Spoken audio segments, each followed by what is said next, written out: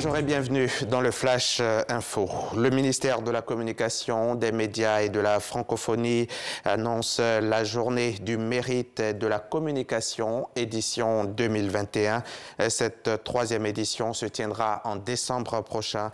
L'annonce a été faite cette semaine aux journalistes. Serge Koléa, qui y était pour RTI1, donnera tous les détails tout à l'heure dans le 13h. Qui veut aller loin ménage sa monture. Pour mieux lutter contre la corruption, il faut être outillé pour. C'est en cela que le groupe d'experts en pédagogie mis en place par la Haute Autorité pour la bonne gouvernance vient de recevoir du matériel informatique de pointe. De quoi poursuivre aisément les travaux afin d'atteindre l'objectif d'éradication de la corruption en Côte d'Ivoire. Le reportage de Jean-Luc Bonbo. Ils ont pour mission d'élaborer des modules de formation sur la lutte contre la corruption adaptés à chaque niveau d'études scolaires, avec comme objectif inculquer aux apprenants les comportements d'intégrité et de transparence dès la petite enfance.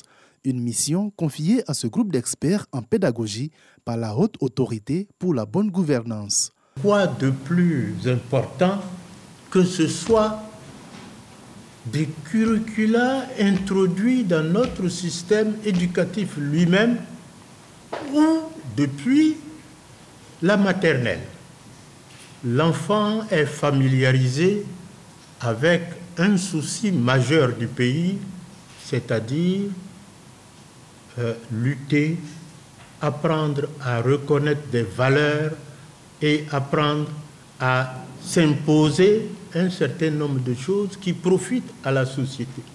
Cet accompagnement en matériel informatique devrait aider les experts à mener à bien cette mission, notamment dans le respect du chronogramme imparti. Ces ordinateurs vont nous permettre d'accélérer le travail qui est déjà bien enclenché.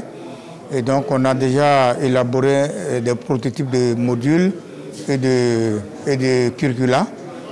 Et en ayant ces ordinateurs, chacun peut travailler chez lui et faciliter le travail maintenant en atelier. À ce jour, le contenu des cours, les exercices et les guides pédagogiques sont achevés pour la maternelle, le primaire et le secondaire.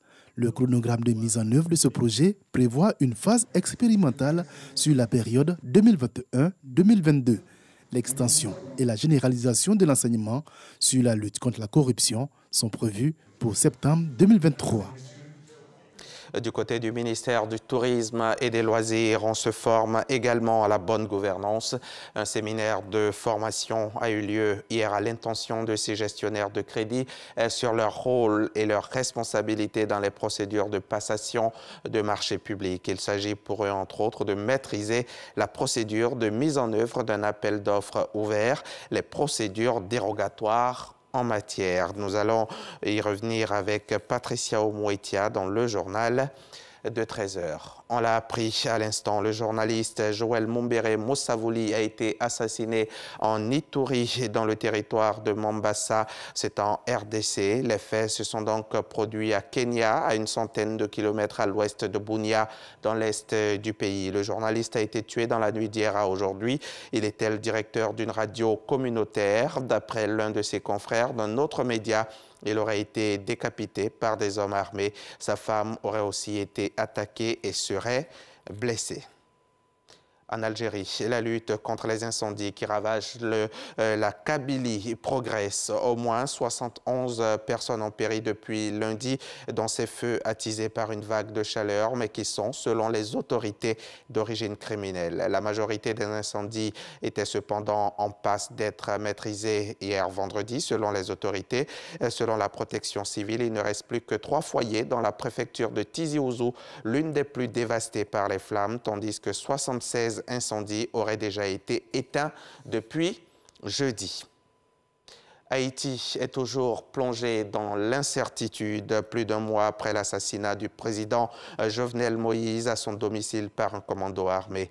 Et établir la lumière sur cette attaque ne sera pas facile.